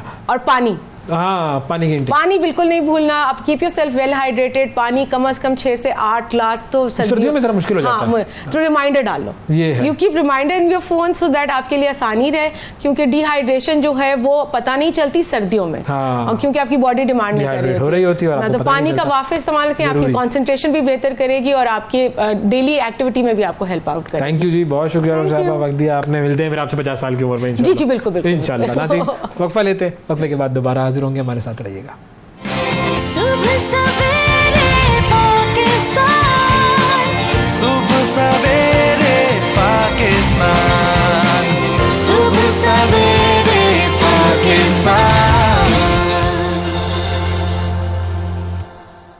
वेलकम बैक सुबह सवेरे पाकिस्तान में एक मरतबा फिर खुशामदीद। एक और बड़ी ख़ास शख्सियत से आपकी मुलाकात करवाते हैं और ये वो शख्सियत है कि जिनका ताल्लुक़ क्रिकेट से भी, स्पोर्ट्स जर्नलिज्म से भी और जो हमारा जो मेन स्ट्रीम जो पॉलिटिकल जर्नलिज्म जिसे कहें उनसे भी हैं। और ये तीनों काम इन्होंने किए और बड़े ज़बरदस्त तरीके से किए, बड़े बखूबी किए और आप सब इनको जानते भी हैं, इनके चेहरे से भी, इनके काम से भी, इनके नाम से भी वाकिफ़ हैं। और आज हम इनसे क्रिकेट पर भी और सियासत पर भी दोनों मामलात पर बात करेंगे। हमारे साथ मौजूद हैं जनाब पीजे मीर साहब। अस्सलाम वालेकुम सर। वालेकुम अस्सलाम।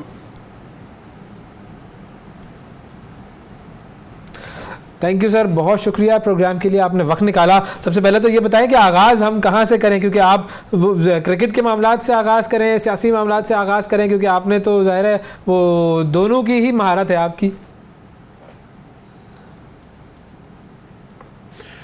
क्रिकेट बचपन से खेली, बड़ा फॉर्चुनेट पाकिस्तान के लिए खेला पहला वर्ल्ड कप, और उसके बाद फिर आप कह लो कि ये जो हमारी जो क्रिकेटिंग जर्नलिस्ट्स की एक लहर चली, फिर उसके बाद सियासी चली, सो इस तरह एक आगाज़ हुआ है सारा।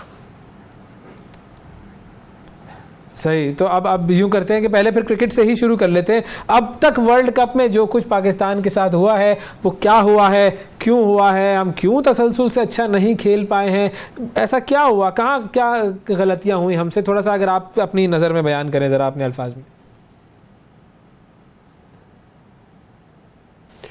ये जो आपने सवाल किया है ये दोनों पहलुओं में जाता है।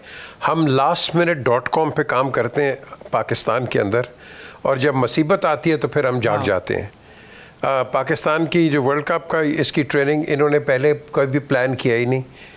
मुझे तो नज़र नहीं आया इन्होंने क्या प्लानिंग किया। ये एडॉक बेसिस पे चलाते हैं और सोचते हैं कि हम जीत जाएंगे जाके, इस तरह नहीं होता है।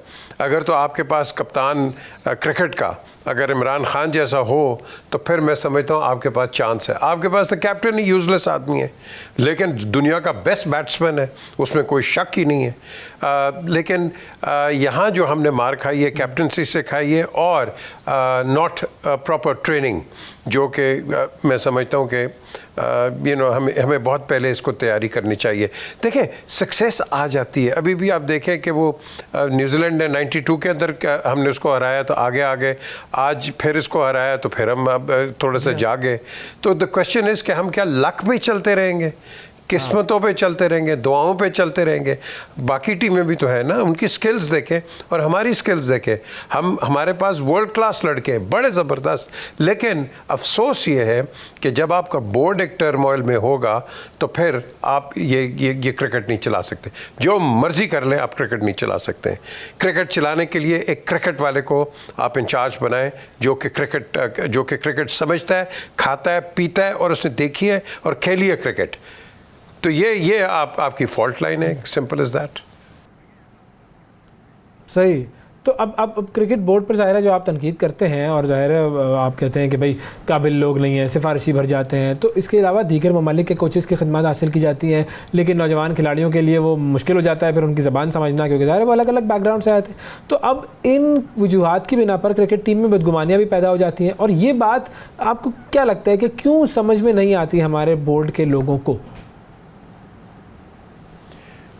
अब मुझसे क्या पूछें, ये क्रिकेट के लिए सारे इस तरह चिमड़ते हैं कि पता नहीं इसके अंदर हीरे जवाहरात लगे हुए हैं, क्या है क्या नहीं है। लेकिन कई चीज़ें हैं कि मैं यहाँ बयान नहीं कर सकता हूँ। लेकिन at the end of the day जो एक क्रिकेटर होता है वो ग्रास रूट के प्रॉब्लम्स को समझता है। वो देखता है कि आपका क्लब क्रिकेट उसने कैसे खेली है, फिर उसने डिस्ट्रिक्ट और डिवीज़न और प्रोविंस क्रिकेट कैसे खेली, बैंक्स में कैसा खेला। तो ये सारे जो प्रॉब्लम्स होते हैं, ग्रे एरियाज़, वो समझ के उनको रेक्टिफाई करता है। That's all it is. लेकिन इन लोगों को पता कोई नहीं है, ये पोजीशंस पे आते हैं।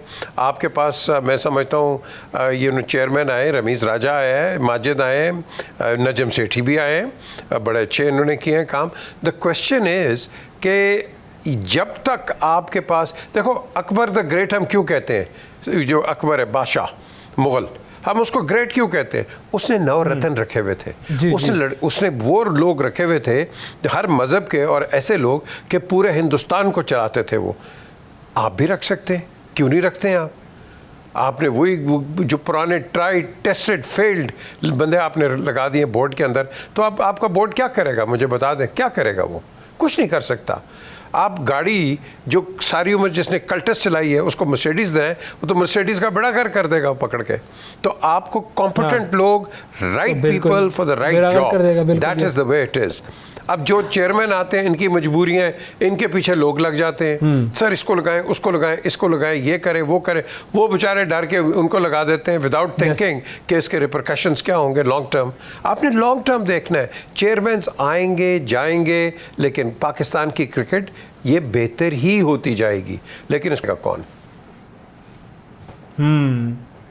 अच्छा, अब आपने एक प्रोग्राम में कहा था कि 1993 में वो राशिद लतीफ़ साहब ने जावेद मिराज को थप्पड़ मार दिया था, फिर उसके बाद आपकी बात हुई राशिद साहब से फ़ोन पर और वजाहत हुई कि भाई थप्पड़ वाली बात जो है वो गलतफहमी की वजह से निकल गई थी। तो उसकी हकीकत क्या थी, असल हकीकत उस थप्पड़ की? क्योंकि अभी तक आवाम जो है वो इस पर गुफ्तगू कर रहे हैं कि हुआ क्या था। देखें, ड्रेसिंग रूम में इश्यूज हो जाते हैं।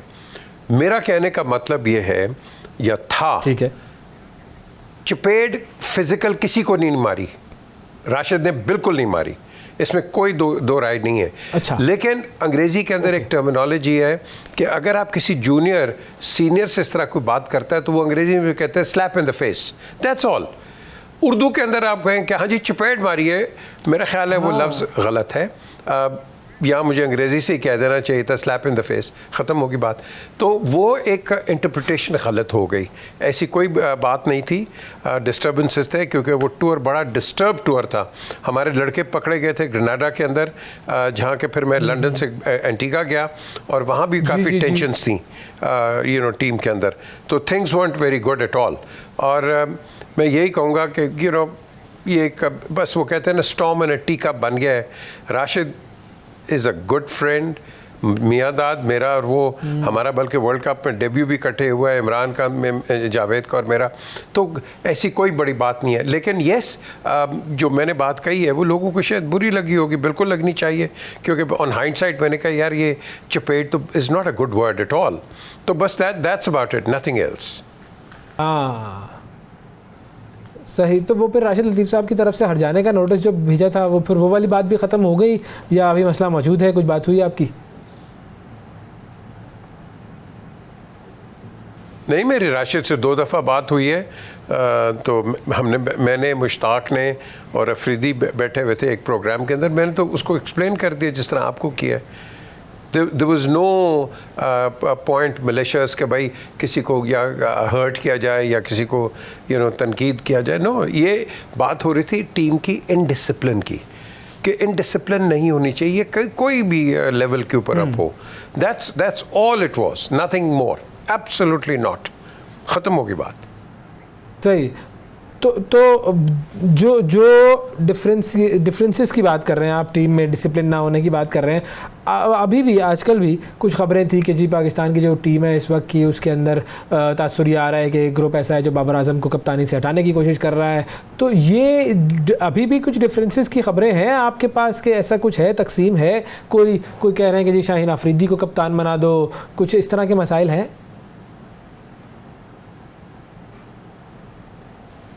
यही चीज़ तो मैं बात कर रहा था जब हम क्रिकेट की बात कर रहे थे, मुश्ताक, मैं और ये शायद भी बैठा हुआ था, तो मैं यही बात कर रहा था कि देखो टीम के अंदर ये इनडिसिप्लिन होता है। आप ग्रुपिंग बना लेते हो टीम के अंदर और फिर क्या होता है, सीनियर्स की ये अच्छी बात नहीं है। आपको हमेशा बड़े की इज़्ज़त करनी चाहिए, that's the way how it is. और ये जब आप जो कह रहे हैं कि भाई वो टीम के ग्रुप में, यही तो इनडिसिप्लिन होता है। आप टीम के मोराल, और भाई आप कौन है? सिलेक्टर्स हैं, इंजमाम सेलेक्टर हैं, इंजमाम कैप्टन बनाएंगे, इंजमाम सेटअप जो करेंगे वो करेंगे। लेकिन ठीक है, मेरी नज़र के अंदर वो कैप्टन वीक है, but is a great batsman, yes. लेकिन इसका एक हल ड्रेसिंग रूम में नहीं होता, इसका हल होता है जब टूर्नामेंट ख़त्म हो जाए, फिर आके आप मीटिंग करते हैं, एक दूसरे के साथ बैठ के बात करते हैं, and that's where you resolve. In the middle of a tour आपने जो बात कही है, तो ये अच्छी बात नहीं है मेरी नज़र में। ये इनडिसिप्लिन है मेरी नज़र में। ये पाकिस्तान क्रिकेट को एक नुकसान पहुंचाने वाली ये चीज़ होती है जो टीम की ग्रुपिंग हो जाती है। 93 के अंदर भी ग्रुपिंग हो गई थी टीम के अंदर। सो द थिंग इज़ क्या ये इसी तरह हम अपनी क्रिकेट को आगे लेके चलते रहेंगे? इस तरह नहीं चल सकते हैं कभी भी, ये गलत बात है। सही। चले अब आते हैं कुछ सियासत की तरफ। आपको क्या नज़र आ रहा है जी, सियासत किस रुख पर जा रही है पाकिस्तान की? इलेक्शन होने वाले हैं 8 फरवरी को, कौन सी जमात अक्सरियत हासिल करेगी? आपकी क्या प्रेडिक्शन है?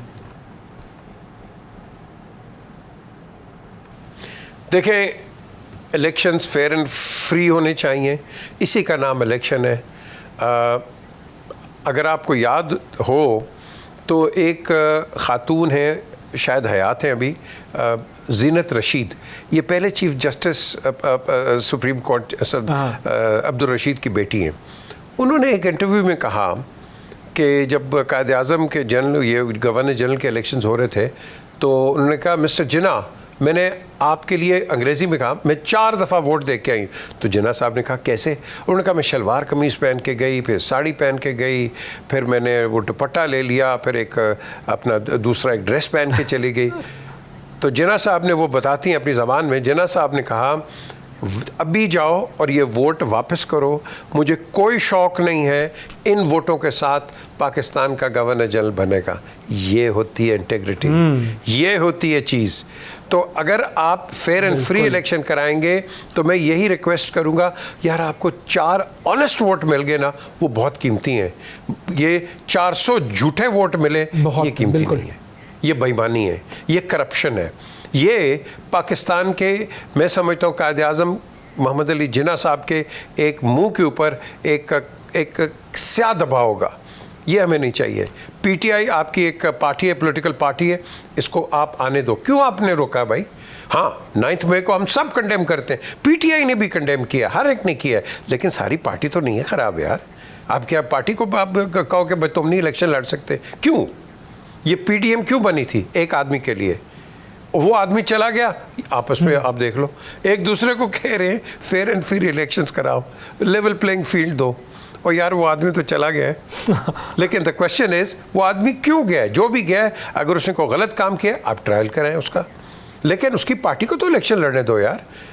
ये चीज़ आज हम चलो एक जज्बात में या वेंडेटा में या रिवेंज में या किसी का रिएक्शन में ये आप करेंगे, याद रखना आज से 10 साल 5 साल के अंदर ये कहानी आपके सामने नई आ जाएगी कि इसने ये कहा था, इसने ये कहा था, इसने ये कहा था, उसने ये करवाया था, ये निकल आएगी, हर जगह निकलती है। हमको दूसरे यहाँ तो ऐसे ऐसे चीज़ें निकल आती हैं, आपको पता नहीं है। तो मैं यही कहूँगा, पाकिस्तान पहले मेरे भाई, पाकिस्तान पहले। पाकिस्तान को आगे रखोगे, पाकिस्तान का फ़ायदा होगा। आपने और मैंने तो चले जाना है, लेकिन हम क्या लेगेसी क्या यही छोड़ के जाएंगे कि मैंने बेईमानी की, करवाई या हुई या होती है या होने वाली है, इस तरह की चीज़ ना। इससे हमें बालातर रहना है, हमने आवाम का सोचना है। और क्यों सोचना है? इसलिए कि आपकी महंगाई इतनी बढ़ गई है, और अभी जो भी हुकूमत आएगी, आज भी मैं आपको बता दूँ 2 चीज़ें, एक तो इलेक्शंस को एक्सेप्ट नहीं करेगा, दूसरा जो भी आएगा वो आपका इकोनॉमिक जो यू टर्न है बड़ा मुश्किल होगा। आज का वक्त है, मिलो, इकट्ठे बैठो for the sake of the country और ईमानदारी के साथ। हमारा मज़हब किस चीज़ पे है? नियत पे। नियत साफ़ कर लो, सब चीज़ आपकी ठीक हो जाएगी। नहीं, बिल्कुल बिल्कुल। अच्छा, आपने ये लेवल प्लेइंग फील्ड की बात की, आपको क्या लगता है कि सबको लेवल प्लेइंग फील्ड मिलेगी इलेक्शंस में, या फिर जैसे सब लोग कह रहे हैं कि भाई नवाज शरीफ साहब अगले वज़ीर आज़म होंगे, आपको भी यही लगता है?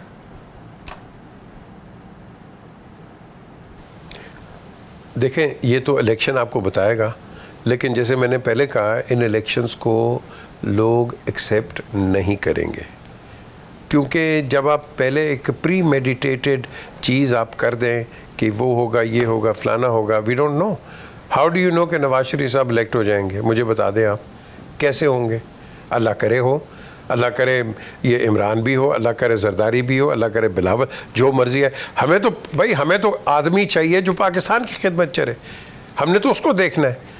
अब मियाँ नवाज शरीफ आए हैं, ये सारे पीडीएम में थे, अब वो नवाज शरीफ पर इल्ज़ाम लगा रहे हैं कि जी हमें ये फेवरेट हो गए, ये लाडले हो गए, जो कि आपने पहलों पे लगाया था।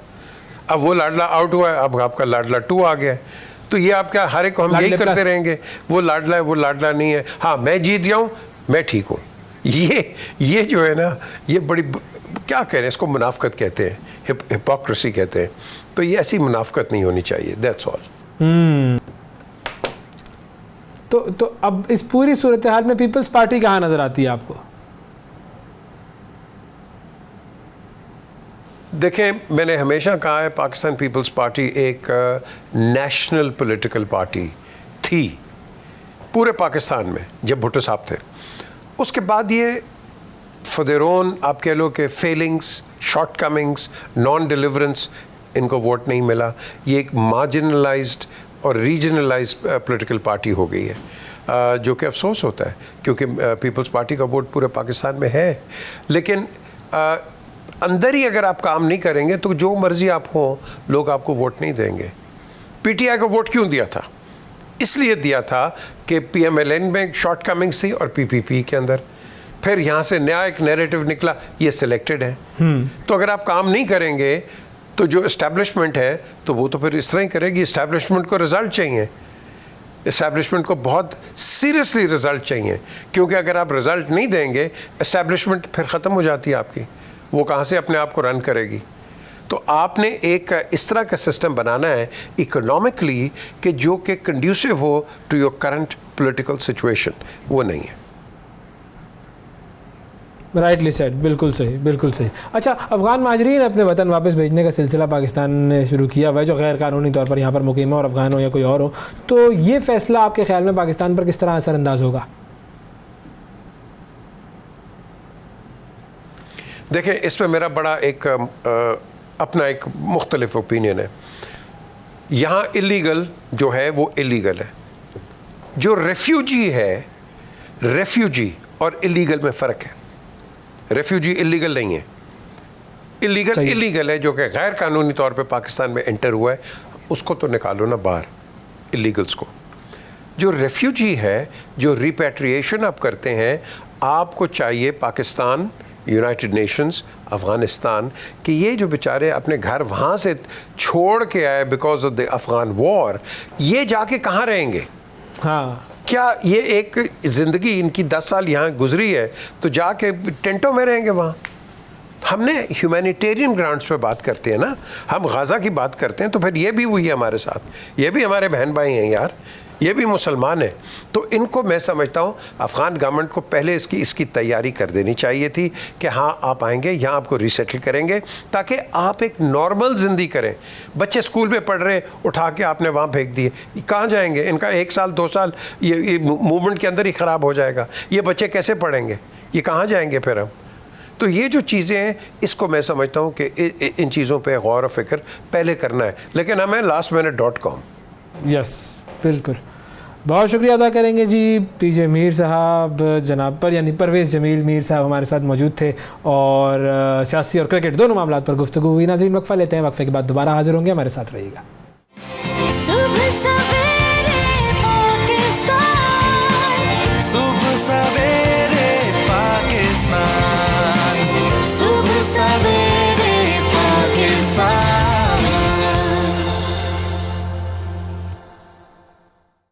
वेलकम बैक जी। अब बात करते हैं सेहत के शोबे की, और हुकूमत जो है हमारी वो हेल्थ के सेक्टर में कलीलुल मुद्दत और तवीलुल मुद्दत इस्लाहात के हवाले से कोशिश कर रही है। पाकिस्तान में बड़े शहरों में तो किसी हद तक सेहत की सहूलियात मौजूद हैं, लेकिन जो छोटे शहर हैं, जो कस्बे हैं, उनमें तवज्जो देने की काफ़ी ज़रूरत है। और इस वक्त जो प्लान है मिनिस्ट्री ऑफ हेल्थ का, वो ये है कि पाकिस्तान में 500 के करीब प्राइमरी हेल्थ सेंटर्स को बेहतर बनाया जाए, और इसके अलावा जो यूनिवर्सल हेल्थ कवरेज है, ये भी इस वक्त जो निगरान हुकूमत है उसका टॉप एजेंडा है। निगरान वज़ीर सेहत जनाब नदीम जान साहब हमारे मेहमान हैं, उनसे जानते हैं कि क्या क्या इस वक्त एक्शन चल रहा है मिनिस्ट्री ऑफ हेल्थ में। अस्सलाम वालेकुम सर। जी वालेकुम सलाम, बहुत शुक्रिया आपका सर, थैंक यू, आपने वक्त निकाला। इस वक्त जो एजेंडा चल रहा है और कल की जो खास तौर पर जो एक्टिविटी थी, मैं चाहता हूँ कि आप ज़रा नाज़रीन को बताएं कि हो क्या रहा है, क्या होने जा रहा है सर। अच्छा, हम जो यूनिवर्सल हेल्थ कवरेज का एजेंडा है जिसको हमने साइन किया हुआ है, उसकी 3 डायमेंशंस है। एक उसकी है कि आपकी जो डिमांड सप्लाई साइड है, हेल्थ फैसिलिटीज़, इक्विपमेंट, रिफर्बिशमेंट और HR उसमें अवेलेबल हो। दूसरा उसका है डिमांड साइड का ये है कि लोगों में अवेयरनेस हो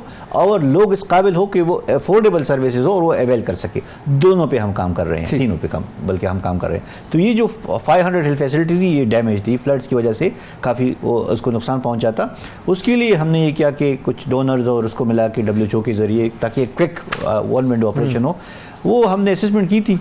अल्हम्दुलिल्लाह अल्लाह ने फजल किया, वो मान गए और कल हमने इसको फॉर्मली प्राइम मिनिस्टर साहब ने इसको लॉन्च किया, इस इंटरवेंशन को। ये पाकिस्तान की हिस्ट्री में largest fastest primary health care intervention है।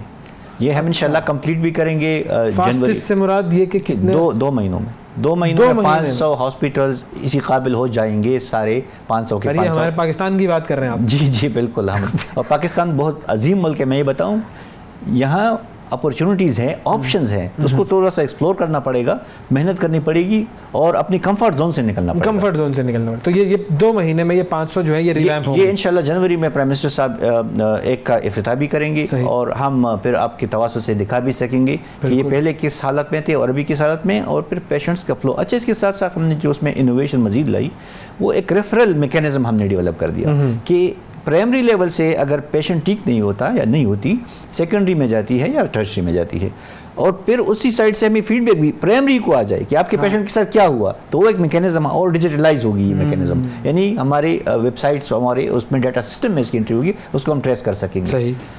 इसके साथ साथ यूनिवर्सल हेल्थ इंश्योरेंस का प्रोग्राम जो है, हम उसमें इनोवेशन ला रहे हैं। हम पाकिस्तान में एक uniform universal health insurance programme लाना चाहते हैं। बाकी सूबों के साथ हमारी तय हो चुकी है। KP की चूंकि अपनी एक इनिशिएटिव थी, तो हम उसको एक टेलर में करके एक हो जिसमें गरीब बिल्कुल फ्री हो और कुछ को पेमेंट का मैकेनिज्म भी हो ताकि वो सस्टेनेबल रहे। अच्छा, तो अब ये जो यूनिवर्सल हेल्थ कवरेज होगी, यूनिवर्सल इंश्योरेंस जिसकी आपने बात की, ये पूरे पाकिस्तान के तमाम लोगों के लिए एप्लीकेबल होगी और उसमें क्या क्या कवर होगा? जी बिल्कुल, इसमें सारी जो इमरजेंसी केयर है, जो नोटिफाइबल डिजीज़ हैं, उसमें सारी डिजीज़ होंगी, इवन क्रॉनिक डिजीज़ भी उसमें शामिल होगी। सिर्फ हम ये सूबों के साथ मिल के इस पर काम कर रहे हैं कि जो इंडिविजुअल्स जो खर्चा करते हैं सेहत पे प्राइवेट सेंटर में या फार्मेसीज में, वो पूल करे और जो अफोर्ड कर सकते हैं, बहुत कलील अमाउंट इसमें पूल करें, उसमें दे दें, तो ये एक सस्टेनेबल प्रोग्राम होगी और उनकी सारी ज़रूरियात और उनकी फैमिलीज़ की कवर होंगी। इसमें बेशक गरीब जो हैं वो बिल्कुल फ्री होगा। लेकिन ये इस तरह का सिस्टम तो अमेरिका आज तक इम्प्लीमेंट नहीं कर सका। अमेरिका में तो हेल्थ केयर का सबसे बड़ा फड्डा है। हाँ, अमेरिका में तो सारा वो प्राइवेटाइज्ड है और वो उनका तो बहुत बड़ा इशू है, उसमें तो हेल्थ कॉस्ट बहुत बड़ी है। बाकी दुनिया में भी हेल्थ कॉस्ट बड़ी है। प्रेसिडेंशियल इलेक्शंस में हेल्थ केयर रिफॉर्म्स एक एजेंडा होता है जो प्रेसिडेंट तकरीर कर रहे होते हैं उस पर। ये हेल्थ जो है, मैं हर वक्त ये बात करता हूँ कि हेल्थ और एजुकेशन आपका बहुत बड़ा इंटरफेस है पब्लिक के साथ। कौम बनाने के लिए आपको शायद बाकी जो बिजली वगैरह की ज़्यादा इतनी ज़रूरत ना हो, लेकिन आपकी एजुकेशन और आपकी हेल्थ को आला मेयार की सर्विसेज देते हुए, दोनों को शऊर देते हुए और वो सर्विसेज इन टाइम प्रोवाइड करने के, उसमें अगर आप बेहतरी ला सकते और वो पहुंचा सकते तो आपके मुल्क में अमन अमान, शांति और प्रोग्रेस और डेवलपमेंट बिल्कुल होगी। अच्छा, अब ये जो है यूनिवर्सल हेल्थ केयर जो है, ये तो चलो कुछ कंट्रीब्यूशन होगी सबकी और तमाम लोगों को ये मिल जाएगा, या हमने अपने सोर्सेज से किया है। ये जो 500 हेल्थ केयर यूनिट्स को जो है रिवैम्प कर रहे हैं हम, इसके अंदर हमारा कितना फाइनेंस लगेगा? अच्छा, इसमें पाकिस्तान गवर्नमेंट का 1 रुपये भी नहीं लगेगा। क्या बात? ये जी हाँ, ये जो 2-3 अरब रुपए हैं, इसको हमने एक्युमुलेट किया है WHO के ताउन से, बहुत सारे डोनर से। आपको पता है मेरे से बहुत सारे एम्बेसडर मिलते हैं, तो मैं मुफ्त में किसी से नहीं मिलता। जब वो आते हैं तो हमारा एक एजेंडा होता है, मैं पहले तय कर लेता हूँ किसी एजेंडे पे बात करेंगे, आगे बढ़ाएंगे। तो अल्हम्दुलिल्लाह देखिए, ऑप्शंस हैं, क्रेडिबिलिटी है, कैपेसिटी है, तो क्यों ना हम करें। तो हम अल्हम्दुलिल्लाह लगे हुए हैं और मेरे साथ प्राइम मिनिस्टर साहब और हमारे स्टेट ऑर्गन्स मुकम्मल ताउन कर रहे हैं। ग्रेट। अच्छा, अब इसमें एक और चीज़ जो मतलब एक कॉमन पाकिस्तानी के जहन में भी ये सवाल आएगा कि जब ये चीज़ अब हो सकती है तो इससे पहले क्यों नहीं हो सकी? क्योंकि हम तो 75 साल हो गए, सारे लोग बीमार भी होते हैं, सब लोग बाहर भी जाते हैं इलाज करने के लिए, ये चीज़ पहले क्यों नहीं हो पा रही? अच्छा, ये तो एक बहुत ही मुश्किल सवाल है, इसका हल भी मेरे ख्याल में वो सारे अवाम दे सकते हैं। लेकिन ये है कि मेरे ख्याल में टेक्निकली तो हमारी मिनिस्ट्री शायद इतनी स्ट्रांग नहीं थी जो अभी जो हम टीम लाए हैं और जो रिफॉर्म्स ला रहे हैं और जो लोग ला रहे हैं। मैंने एक हेल्थ एडवाइजरी काउंसिल बनाई, जिसमें दुनिया के पाकिस्तानी टॉप लेवल के प्रोफेशनल्स हैं, जैसे प्रोफेसर जुल्फ़िकार भुट्टो, पूरी दुनिया में उसका एक नाम है। इस तरह बाकी हमारे डॉक्टर वकार हैं, डॉक्टर रशीदन अपना वाले सारे इसमें हमारे साथ हैं। तो एक पूल ऑफ एक्सपर्ट्स है जो हमें फ्री एडवाइस दे रहे हैं, कोई खर्चा हमसे नहीं ले रहे हैं, ठीक है। और वो जस्ट बिकॉज कि वो पाकिस्तान, हाँ वो पाकिस्तान को कर रहे हैं। और वो नेटवर्क हम आगे भी कल भी मेरे से पाकिस्तानी जो अमेरिकन हैं वो मिले थे, वो बड़ी वलवला मैंने पाया उनमें। यानी हमारी डियास्पोरा जो है वो कंट्रीब्यूट करना चाहती है, आप उनको चांस दें।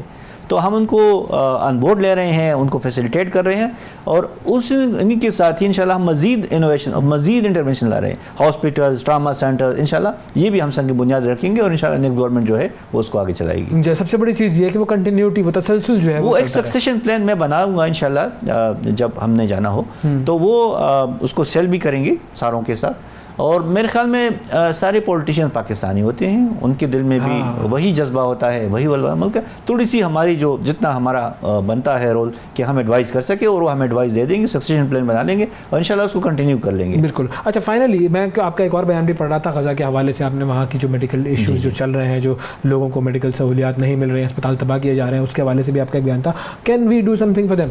अच्छा, इसमें पाकिस्तान ने लीड लिया। मैं अभी होके आया हूँ मिस्र में एक इंटरनेशनल कॉन्फ्रेंस WHO की, जिसमें सारे अमरों के ममालिक थे, सारे वज़रा थे। पाकिस्तान टुक ए लीड। हमने कहा कि हमें एक्सेस दिया जाए हेल्थ सर्विसेज पहुंचाने के लिए, और हमने एक्सटेंड लिया कि हेल्थ को एपॉलिटिकल होना चाहिए दुनिया में। और ये कल मैंने जो हमारे पास अपने डिप्टी स्पीकर आए थे न्यूयॉर्क असेंबली के, उनसे और जो अमेरिकन आए थे उनसे भी हमने कहा कि हमारी इस नैरेटिव को आप प्रमोट करें। हेल्थ को एपॉलिटिकल होना चाहिए, जहाँ पे भी मरीज़ हैं, जहाँ पे भी विक्टिम है, हमें उस तक एक्सेस और सर्विसेज पहुँचानी चाहिए। इंडी मैंने इसमें लीड रोल लिया। उन्होंने मेडिसिन हमारी भी ताउन से उन्होंने काम किया, और वो मेडिसिन और सर्विसेज। अब भाई मैं आपको बताऊँ कि हमारे साथ 500 ट्रेंड डॉक्टर्स जो मुझे बार बार कह रहे हैं कि हम एक्सेस दे दें तो हम पहुंच जाएंगे। तो हमारे पास एक रिच कैपिटल है। इस तरह पैरामेडिक्स भी है। मसला उधर तो वो जो आपको ह्यूमैनिटेरियन कॉरिडोर के चैलेंजेस का पता है, लेकिन हम बार बार दुनिया में ये एडवोकेट कर रहे हैं कि patient comes first regardless of any creed, colour, religion, ethnicity. We need to reach a victim, we need to reach the patient. और ये दुनिया WHO को मैं अप्रिशिएट करता हूँ, DG ने जो WHO के DG वो हमारे स्टैंड को मुकम्मल आगे ले जा रहे हैं। उन्होंने बार बार इसको कहा है कि ये जो बम्बारियाँ हो रहे हैं उनको हमने कंडम किया। पाकिस्तान के स्टेट ने सारी जुल्म जो हो रहे हैं उसको कंडम किया। हमारे प्राइम मिनिस्टर साहब ने, चीफ साहब ने, सब ने। और स्टेट की ये पॉलिसी है कि हम वो जो ह्यूमैनिटेरियन कैटास्ट्रफी है उसके सीज फायर चाहते हैं। हम सीज फायर चाहते हैं। हम cease of health services, cease of water, cease of nutrition, cease of electricity नहीं चाहते। ये नहीं चाहते। बिल्कुल, बहुत शुक्रिया अदा करेंगे सर, आपका वक्त दिया आपने। नाज़रीन, वक्फा लेते हैं, वक्फे के बाद दोबारा मिलते हैं। सुबह सवेरे पाकिस्तान, सुबह सवेरे पाकिस्तान, सुबह सवेरे पाकिस्तान।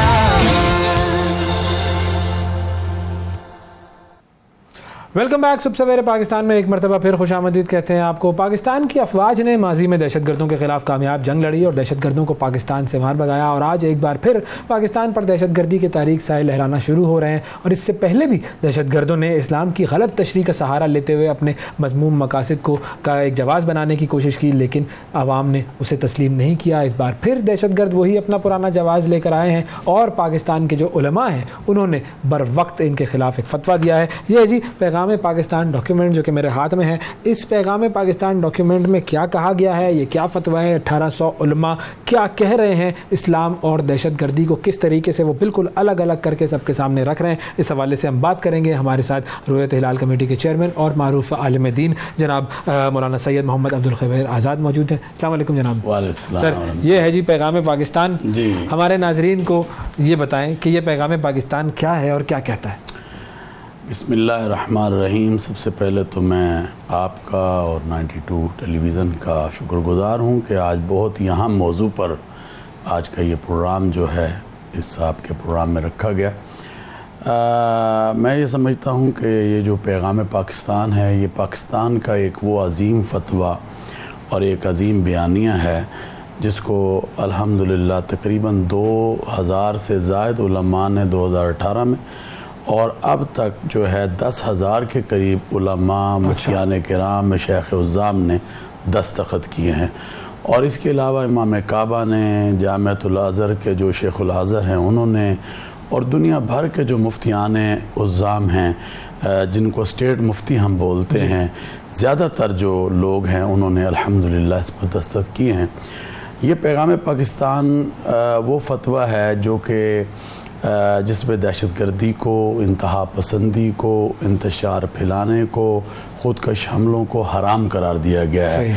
और रियासत के होते हुए और मुल्क के होते हुए मुसल्लह जद्दोजहद और इसी तरह जो जो जो जो मतलब हथियार को उठाता है या असले को उठाता है, इसके ख़िलाफ़ जो है इसमें बात की गई है कि कतान शरई तौर पर यह जायज़ नहीं है और इसको हराम करार दिया गया है। हम ये समझते हैं कि ये मुल्क पाकिस्तान अल्लाह की रहमत है, बिल्कुल, और हम अल्लाह ताला का जितना भी शुक्र अदा करें वो कम है। बिल्कुल, बिल्कुल। और रियासत के होते हुए, इदारों के होते हुए ऐसे लोग जो कि मैं समझता हूँ कि दहशत और वहशत को फैलाना चाहते हैं और फिर हमारे इदारे, हमारी सिक्योरिटी इदारे जो कि मुल्क के तहफ़्फ़ुज़ के लिए, अमन के लिए काम कर रहे होते हैं, तो इन लोगों का काम है, जैसे आपने देखा बलोचिस्तान में, ज़ोब में जी, और खैबर पख्तूनख्वा में और मुख्तलिफ़ इलाक़ों में ये काम इस तरह के करते हैं। और मैं समझता हूँ ये आलाकार होते हैं दुश्मन के, और इनका काम है कि मुल्क के अंदर किसी तरह जो है मगर आज अल्हम्दुलिल्लाह इस फतवे ने जो पैगाम पाकिस्तान की सूरत में आया, इसने इन तमाम जो दहशत वहशत और दहशत गर्दों की कमर को तोड़ा है। अब मजहबी तौर पर किसी किस्म का कोई जवाज़ नहीं है। और इसमें उलमाए बरेलवी, उलमाए देवबंदी, उलमाए अहले हदीस, उलमाए शिया और फिर दुनिया भर के उलमा। मैं यही पूछना चाह रहा था कि इसमें तमाम मकातब फ़िक्र के जय्यद उलमाए कराम ने दस्तखत किए और आज अल्हम्दुलिल्लाह ये हर घर की आवाज़ बन रहा है। आज देखें, बात यह है कि ये जो हमारी अफवाज है जो मुल्क के अमन के लिए, तहफ़्फ़ुज़ के लिए काम करती है, और वो हमारा फ़ख्र है। और यकीनन मज़बूत मुल्क उसी वक्त बनता है जब मज़बूत इदारे होते हैं, और आज हमें ये फ़ख्र है कि हमारे इदारे मज़बूत हैं और कोई दुनिया का जो दुश्मन मुल्क है वो हमारी तरफ देख नहीं सकता, नहीं उठा सकता। और वो समझते हैं कि ये मुल्क अल्हम्दुलिल्लाह इस्लाम का किला है। अच्छा, तो इसमें ये बात भी लिखी गई है कि जो भी दहशत गर्दी की तरफ जाता है या उसके में मुलव्विस होता है वो इस्लाम से खारिज, उसको हमने कहा। हाँ बिल्कुल, जब हराम करार दे दिया गया और इस्लाम से खारिज किया, बल्कि देखें ना, बात यह है कि कुरान करीम में अल्लाह तबारक व तआला का इरशाद है, मन कतल नफ्सन बिगैर नफ्सिन औ फसाद फिल अर्द फकअन्नमा कतल अन्नास जमीअन, कि जिस इंसान ने मतलब कत्ल किया किसी को, उसने पूरी इंसानियत को कत्ल किया, और जिस इंसान ने एक इंसान की जान को बचाया उसने पूरी इंसानियत की जान हो। और फिर इन लोगों के लिए फरमाया कि नाहक किसी मोमिन का कत्ल, उसका ठिकाना क्या है? जहन्नम, और हमेशा हमेशा जहन्नम में वो रहेगा। तो आज ज़रूरत है इस बात की है कि हम अपनी सफ़ों में वहदत को पैदा करें, और आज पूरी कौम, आज हमारे मेंबर महराब अल्हम्दुलिल्लाह इस पैगाम पाकिस्तान की आवाज़ को बुलंद कर रहे हैं। इसी के हवाले से ये ज़ाब्ता इखलाक जो है बनाया गया, और इस्लामी नज़रियाती कौंसल में इसकी बाकायदा एक इजलास जो है वो किया गया, जिसमें पूरे मुल्क के उलमा जो हैं वो बैठे और उसमें तमाम मसालिक के, और उसमें फिर तय किया गया कि हमने इस्लामी अक़दार का तहफ़्फ़ुज़ कैसे करना है। तो अब मैं ये समझता हूँ कि ज़रूरत इस बात की है कि आज हम अपनी सफ़ों में इत्तेहाद को पैदा करें, वहदत को पैदा करें, और ऐसे लोग जो कि हम समझते हैं कि ये मुल्क के अमन के साथ खेलना चाहते हैं, लोगों की जानों के साथ खेलना चाहते हैं, इनको अपनी सफ़ों से बाहर निकालें। अच्छा, इस ज़ाब्ता अखलाक के अंदर एक और चीज़ भी मैं ज़रा आपसे चाहूँगा, इस पर आप रोशनी डालें कि एक प्रोजेक्ट शुरू किया गया था, मुझे नहीं पता कि वो कहाँ तक पहुँचा आगे, कि जितने भी हमारे मसाजिद हैं उनसे जो खुतबात हो रहे होते हैं वो चेक्ड हों और वो मंजूर शुदा हों, क्योंकि बहुत मरतबा कोई ऐसी बात हो जाती है तो फिर लोग उसका वो जवाज़ बना लेते हैं। वो प्रोजेक्ट कहाँ तक पहुँचा? नहीं, मुख्तलिफ़ प्रोग्रामात, मुख्तलिफ़ जो चीज़ें हैं उसमें ये बातें आती रही और होती रही हैं। कि सबसे पहली बात तो ये है कि इसको एक अपना मौजू का हिस्सा हम बनाएं। सही। दूसरा ये है कि मुख्तलिफ खुतबात को जो है तरतीब दिया जाए और कोई ऐसी दिल आज़ारी की बात ना की जाए। अच्छा, इसके लिए मुख्तलिफ फोरम्स बना दिए गए हैं गवर्नमेंट की तरफ से, और अगर वो कोई भी इंसान या कोई शख्स या कोई ख़तीब या कोई जाकिर या कोई मौल कोई भी ऐसा काम करता है तो उसके लिए बाकायदा फिर उसकी जो चीज़ है उसको देखा जाता है, और फिर अगर वो मतलब बंदा गिल्टी होता है, मतलब कि वो इस तरह इंतशार फैलाने, तो उसके लिए बाकायदा जो है ना फिर इदारे हरकत में आते हैं और पुलिस हरकत में आती है और फिर उसके ख़िलाफ़ कार्रवाई जो है ना वो की जाती है। और बाकायदा बहुत मतलब ये होता है कि आम आदमी जो एक मस्जिद में जा रहा होता है, बहुत सारे ऐसे होते हैं जिनको दीन का तो बिल्कुल इल्म नहीं होता, किसी जगह से कोई ऐसी बात हो गई, उसने वो बात ले ली और लाउड स्पीकर पर पाबंदी जैसे आयत की गई आज तक अल्हम्दुलिल्लाह है, और अरबी खुतबे के हवाले से कहा गया कि जो अरबी खुतबा है उसको दिया जाएगा, बाकी जो आपके अंदर तकरीर हो रही है उसके तो उसके ऊपर भी उलमा पाबंदी कर रहे हैं जी। और ये जो आपने बातें की हैं उनके हवाले से भी सारे काम और बात हो रही है, मगर ये है कि अगर कोई भी शख्स दिल आज़ारी का बायस बनता है, आज आप देखें ना कि अभी गिलगित और बल्तिस्तान के अंदर जो कुछ होने जा रहा था, अल्हम्दुलिल्लाह अल्लाह ताला ने हुकूमत और रियासत ने पर वक्त फ़ैसला किया और हम लोग वहाँ पर पहुँचे और हमने जाकर वहाँ पर अहले तशी और अहले सुन्ना के दरमियान फिर हम आहंगी के लिए अपना किरदार अदा किया। और वैस भाई 10-10 घंटे की हमारी नेगोशिएशंस रही हैं, चाहे आपने देखा फिर दियामर में, फिर गिलगित में, सकरदू में। तो मैं ये समझता हूँ कि हमारे ये जो उलमा ये बहुत अच्छे लोग हैं, कुछ थोड़ी सी ऐसी चीज़ों की वजह से और कुछ ऐसे फिर लोग आते हैं बीच में जो एक्सप्लॉइट की वजह से वो जो चाहते हैं कि मुल्क के अंदर इंतजार को वो दे। और जब हमने ये बातें की 12 दिन में हमने अल्हम्दुलिल्लाह इस मसले को हल किया।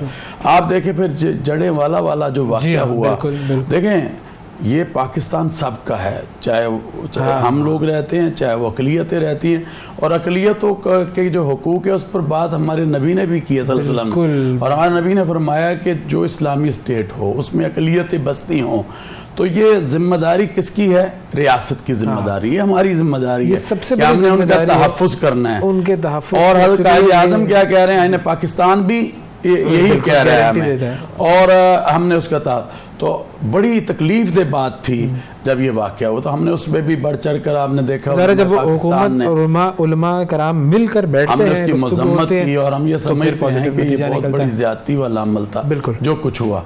तो हम ये समझते हैं कि ये पाकिस्तान अल्लाह ताला की रहमत है और आज हमें इसके तहफ़्फ़ुज़, वो कहते हैं ना वतन से मोहब्बत ईमान का हिस्सा हो करती है, तो हमें अपने ईमान का हिस्सा समझना इसको। और इस वतन के लिए सिर्फ ये नहीं है कि हमारी अफवाज, हमारे सिक्योरिटी इदारे, हमारी पुलिस नहीं, बल्कि हम मिन हैसुल कौम सबकी जिम्मेदारी है, बिल्कुल कौम की पूरी की जिम्मेदारी है कि हमने बढ़ चढ़ कर अपने हिस्से को डालना है। और उस हिस्से का सबसे अहम मुजाहरा जो है वो ये पैगाम पाकिस्तान है। और मैं समझता हूँ कि आज ज़रूरत है कि हम इसको हर घर की आवाज़ बनाएं।